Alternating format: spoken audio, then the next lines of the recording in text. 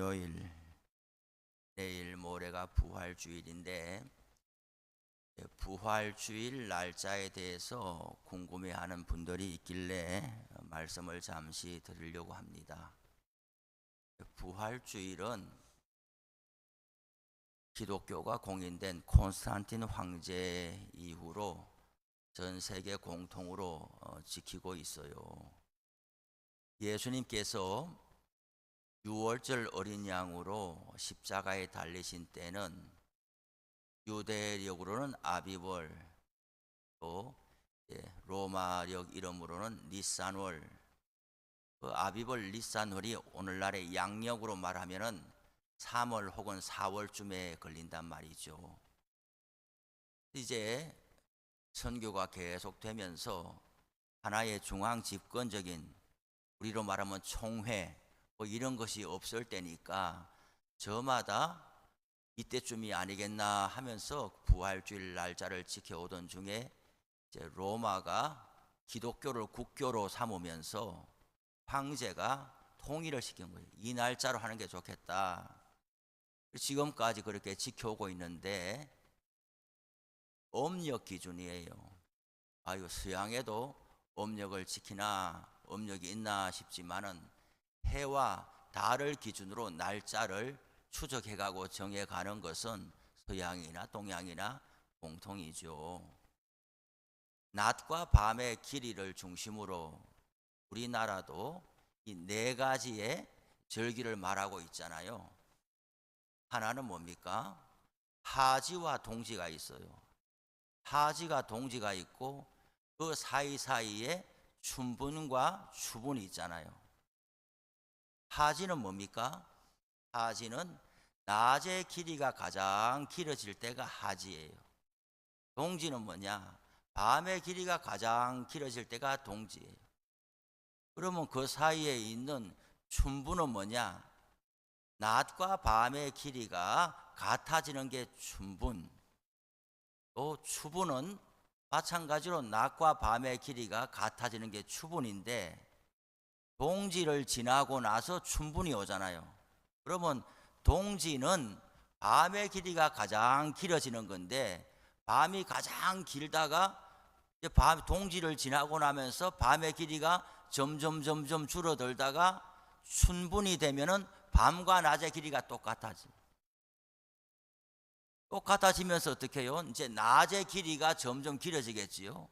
하지가 되면은 낮의 길이가 가장 길어지고, 하지가 지나면서 낮의 길이가 점점 줄어들다가 추분이 되면은 밤낮의 길이가 똑같아지고 나서는 이제는 밤의 길이가 점점 더 길어지는, 이것이 네 가지 낮과 밤의 길이를 중심으로 그렇게 하는데, 부활절 날짜는 언제 지키느냐? 춘분. 아유, 서양에도 춘분이 있습니까? 말로는 춘분이라고 안 쓰지만은 그 영어로, 로마의 라틴어로 그들도 그렇게 밤과 낮의 길이가 같은 것을 천문학으로 관찰해서 지켜온단 말이죠. 우리말로는 춘분이라고 부르는 거죠.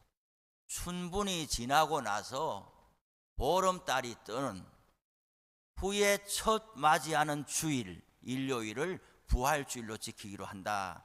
이것이 세계 교회가 다 지키는 바예요. 작년 같은 경우는 부활주일이 언제였습니까?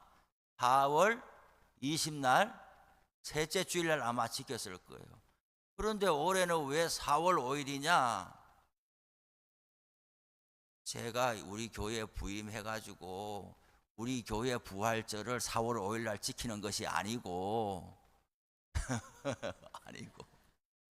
그러면 작년에 있던 홍 목사님이 4월 20날 지키자고 한 게 아니고, 이런 연유로 인해서 부활절 날짜를 지킨다. 그러니 우리가 뭐 달력을 보면서 언제 부활주일이나 계산할 필요가 없어요. 기독교 달력에 다 나와 있어요. 그래서 우리 목사들이 보는 그 교회력에 대한 그 책을 보면은 2050년에 부활절 날짜가 언젠가 다 나와 있어요. 이 날짜를 우리가 고민할 필요는 없고, 궁금해 하시는 분들이 있을 것 같아서 말씀을 드립니다. 오늘은 금요일 예수님께서 십자가에 달리신 날인데 이제 좀 유대력에 이스라엘 사람들이 구약의 유대력으로 지키는 날짜 계산법이 좀 다르다고 그랬잖아요. 그들은 언제요? 창세기의 말씀을 따라서 하루 계산이 저녁이 되고 아침이 되니, 우리는 지금 서양력을 따라서 어떻게 지킵니까? 밤 12시 자정을 기점으로 이제 하루가 시작이 되는 거잖아요. 0시, 1시, 2시, 낮 12시, 자정까지 24시간 되잖아요. 이 유대력은 저녁이 되며 아침이 되니 저녁에 해가 지는 것이 시작이에요. 우리는 아침에 해가 뜨면서 하루가 시작된다 그러지만 그들은 저녁에 해가 지면서 하루를 시작하는 거예요. 안식일 시작도 안식일 시작이다. 그럼 안식일은 저녁에 해가 지면서, 그럼 해가 질 때가 1년 연중 동지 하지에 따라 다르지 않냐? 그래 다르지요.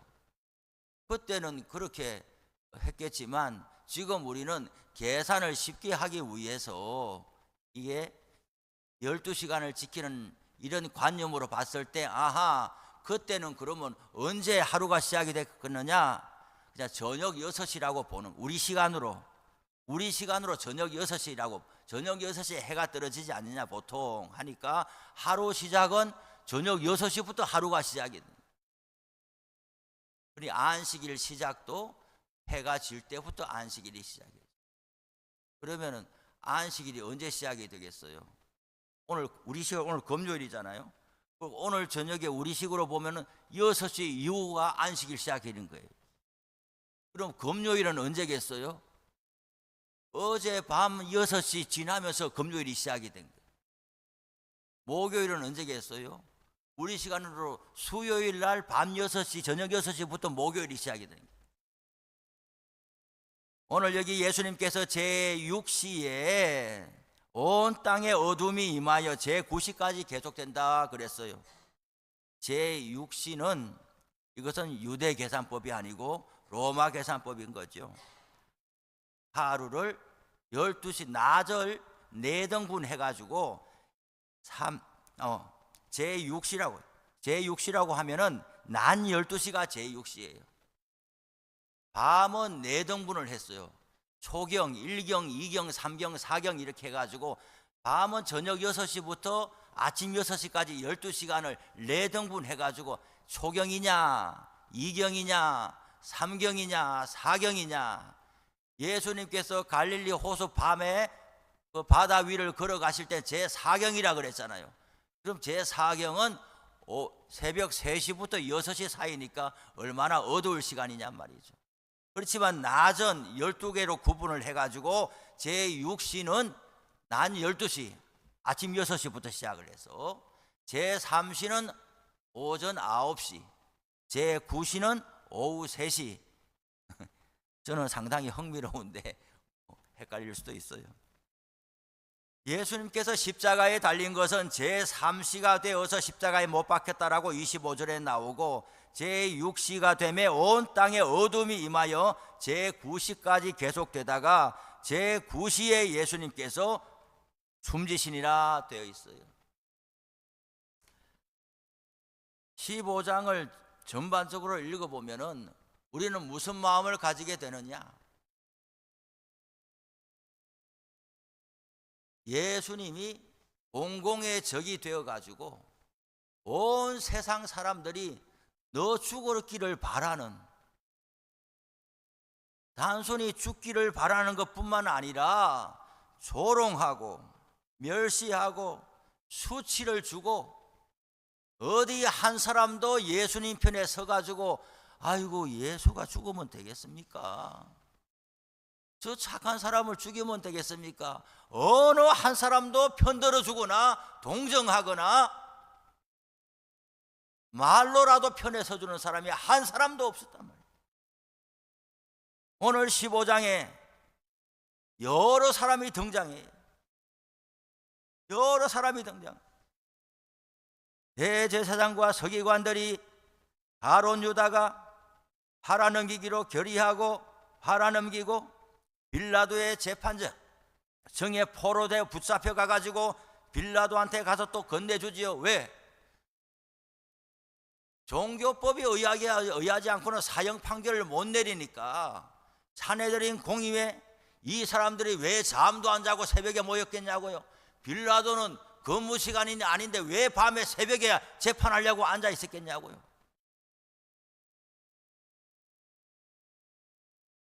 로마 사람들이, 로마는 법이에요. 그리스는 철학이고 문화고, 로마 법은 지금까지 그 로마 법을 중심으로 우리가 법 체계를 세우고 있잖아요. 새벽에 밤에 재판하지 않는단 말이죠. 그런데 왜 판사가 새벽에 나와서 재판하려고 앉아 있냐고요. 모든 게 불법이란 말이에요. 세상의 모든 시계가, 세상의 모든 사람이 예수 한 사람 죽이려고 작정된 것처럼 모두가 그렇게 모여있는 이 비정상적인 그 시간을 지나가고 있는 거예요. 정상적인 방법으로는 처형을 못하니까 새벽에 불러다가 잡아가지고 빌라도한테 넘겨주니까 빌라도가 네가 유대인의 왕이냐? 네 말이 옳도다 그랬어요. 혹시나 빌라도가 사형 판결을 안 내릴까봐 제사장들의 옆에 와가지고 세상에 대제사장이 누굽니까? 하나님이 지명하신 자이니까 하늘과 땅을 중재하는 하나님의 일꾼이 빌라도 앞에 가가지고 막 고소하면서 제발 이 사람한테 사형을 내려달라고 빌고 있는 이 모습도 엉터리란 말이죠. 여러 가지 말로 고발하고 빌라도도 알았어요. 대제사장들이 시기로 예수를 넘겨준 줄을 알미라. 예수님이 한 일이 사형에 해당할 일이 하나도 없고 저가 유대인의 왕이다 이렇게 하지만은 예수님이 유대인의 왕으로 군사를 모은 적도 없고 빌라도를 대항한 적도 없고 로마 황제한테 뭔가 저항한 적도 없고 오히려 가이사에게 세를 바치는 것이 가합니까? 아닙니까? 가이사의 것은 가이사에게, 국가에 낼 세금은 국가에 내고 하나님께 낼 세금은 하나님께 내라. 그러니까 하나도 로마 황제나 헤롯이나 빌라도가 봤을 때에 자기의 권력에 정치적으로 저항하는 일을 예수님은 하나도 안 했는데 저가 유대인의 왕이라고 그렇게 부르면서 다닌다고 하면서 반역죄로 사형을 내려달라고 하니 빌라도가 볼 때에는 아무런 사형의 명분이 없고, 그런데 왜 저렇게 대제사장들이 모여와가지고 대제사장이 한 명입니까? 두 명입니까? 세 명입니까? 성경에는 계속 대제사장들이 이렇게 했어요. 대제사장은 대대로 아론의 후손들이 하게 돼 있잖아요. 아론이 죽이면 그 아들 비느하스가 하고 이렇게 내려오게 돼 있는데 이 당시가 되면은 제사장도 돈 주고 살 형편이 되었단 말이죠. 예수님 당시에 대제사장이 누구예요? 안나스와 가야바. 안나스가 누구고 가야바가 누군데, 안나스는 장인이고 가야바는 사위인데 아론의 자손도 아니란 말이에요. 10번이 양보해가지고 그래 안나스가 대제사장하고 이제 직에서 물러났다, 사위가 받았다. 그런데 안나스가 나이 들어 물러나도 물러나지도 않고 계속해서 하니까 사위와 장인이 동시에 대제사장 일을 하고 있는 거예요. 이런 엉터리 가운데 이들이 예수님을 그렇게 죽이려고 안달을 하는 것은 빌라도가 보기에 시기함이다라는 거예요. 예수님이 안 나타났더라면은 계속해서 이 모양으로 살 수 있는데 예수님이 나타나서 빛이 있으면은 어둠이 빛을 싫어한다고요. 요한복음에도 예수님께서 말씀하세요. 빛이 나타나니까 어둠이 싫어해서 어둠이 살아가는 길은 빛을 없애버려야 어둠이 사는 거예요. 우리가 사람의 이렇게 몸에 병이 있다 그러면 병이 있으니까 병원에 갈 것 아닙니까? 그럼 병균이 생각이 있다면 뭐라고 하겠어요? 어떻게든 병원에 못 가게 할 것 아닙니까? 병원에 가서 진료받고 의사가 덜어내버리면은 이것이 사람의 몸에 붙어 있다가 그만 자기가 죽게 생겼으니까 이 병은 생각하기를 제발 병원에 안 가고 못 가기를, 병원에 가는 일만 생긴다고 하면은 어떻게든 우리가 상상력을 동원하면은 어떻게든 이 병균이 뭔가 막 꾸며가지고 병원 예약 날짜 다 잡아놔도 어쨌든 못 가게 할 것 아닙니까? 더 아픔을 주면 막 병원에 갈 테니까 그날 아침에는 좀 덜 아프다든지 아니면 병원에 가는 것보다도 더 뭔가 급하고 좋은 일이 생긴다든지 아니면 뭐 멀리서 친구가 찾아왔다든지, 친구가 찾아오는 일은 반갑고 좋은 일이지만은 병원 가기로 예약한 날 친구가 와가지고 야 내가 얼마나 어디서 멀리서 이렇게 애써 왔는데 병원은 내일 가면 될 거 아니냐 이렇게 하면서 병원 못 가게 하는, 이게 병균이 생각이 있다면 그렇게 할 것 아니겠어요? 이 대제사장과 서기관들이나 이 사람들이 예수님이 안 왔더라면은 계속 그렇게 살 수 있는데 예수님이 와서 자기들을 해롭게 하지도 않았지만은 사람들이 예수님을 따라가니까 내 지분이 n분의 1, 내 지분이 그 인기와 명예가 전부 예수님이 가로채가니 예수가 없어져야 되겠단 말이에요. 빌라도는 예수를 안 믿고 하나님도 안 믿는 사람들이지만은 그 로마의 정치판에서 빌라도에 대한 책이 또 나와 있어요. 빌라도의 일생에 대한 책을 써놓은 것을 봐도 빌라도는 정말 달고 다른 사람이라 아주 시골에서 그냥 이름도 없던 사람들이 그 황제의 조카 그 딸아를 이렇게 사귀어가지고 그렇게 해서 빌라도가 하루아침에 출세한 사람이 된 거예요. 그리고 로마의 총독까지 왔으니까 빌라도는 어떻게든 간에 자기가 신분이 본래는 시골에서 농사짓던 사람이 황제의 사위가 돼가지고 벼락 출세를 했으니까 시정일관 이 사람은 눈치 살피는 사람의 대장인 거예요. 실력 없이 자리에 올랐으니까 눈치로 살아남아야 될 사람이니 눈치가 그냥 굉장히 뛰어난 사람이라 지금 재판하려고 봤을 때에 이것이 재판할 일인가 아닌가 하는 것을 금방 알았어요. 시기함으로 예수를 죽이려고 저렇게 애를 쓰는구나. 그런데 또 눈치가 백단인 사람이라 내가 볼 때 혐의 없음 이렇게 하려고 하니까 또 백성들이 무슨 생각을 하는지 빌라도가 재판을 제대로 안 해준다 이렇게 해가지고 실제로 황제에게 투수를 넣을지, 역사적으로 보면 헤롯이 너무나 무고하게 사람을 죽여나가니까 일반 백성들이 로마의 황제한테 투수를 넣었단 말이죠. 황제가 제일 싫어하는 것은 좀 이 제국이 잠잠해야 되는데 여기저기서 지명하고 임명해 놓은 왕이나 총독이 백성들의 민심을 살피지 못해가지고 소요가 일어난다. 이걸 황제가 제일 골치 아파하거든요. 헤롯이 엉뚱하게 하니까 백성들이 투수를 넣으니까 황제가 헤롯을 불러 로마로 소환하거든요. 이런 것을 빌라도는 다 알고 있기 때문에 재판에 사형의 혐의는 없는 걸 분명히 알았는데 또 사람들이 좋아하는 결정을 해야 되니까 네가 이야기하는 유대인의 왕을 어떻게 하랴, 놓아주랴, 어떻게 하랴 하니까 아니요, 우리의 관례로 이 6월절 명절에 죄수 한 사람을 사면, 특별 대통령이 성탄절에 눈을 사면해 주는 것처럼 특별 사면하는 일이 있는데 여기에 지금 사형에 받아야 할 바라바라는 사람이 한 사람이 있는데 바라바하고 예수하고 이렇게 동시에 놓으면서 한 사람을 내가 놓아주고 싶은데 누구를 놓아주려 하니까 사람들이 바라바를 놓아주라, 예수를 십자가에 못 박으라.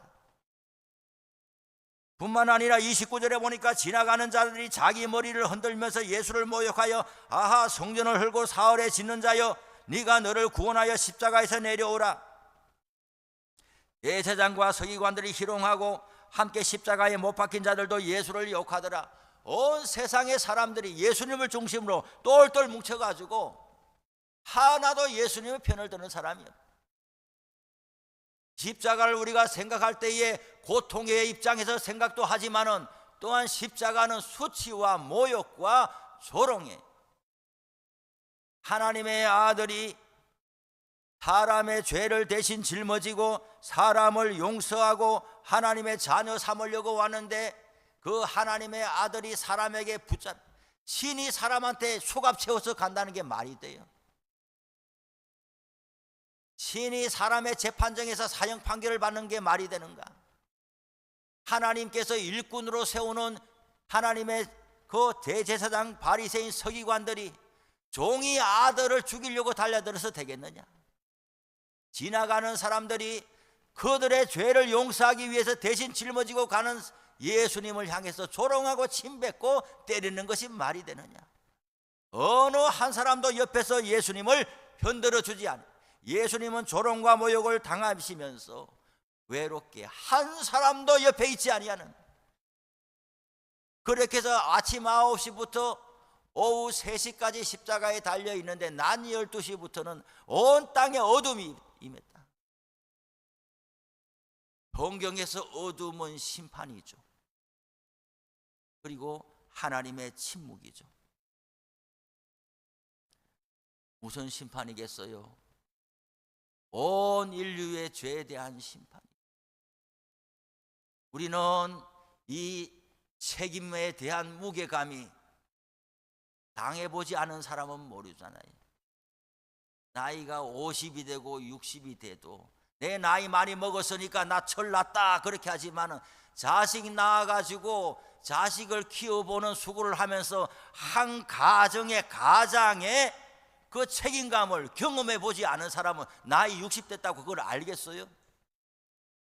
한 국가의 국가대표가 되어가지고 태극기를 들고 세계대회에 나가는 사람의 온 국민이 자기를 쳐다보고 있는데 그 국가대표의 책임감과 무게감을 안 해본 사람이 알겠어요?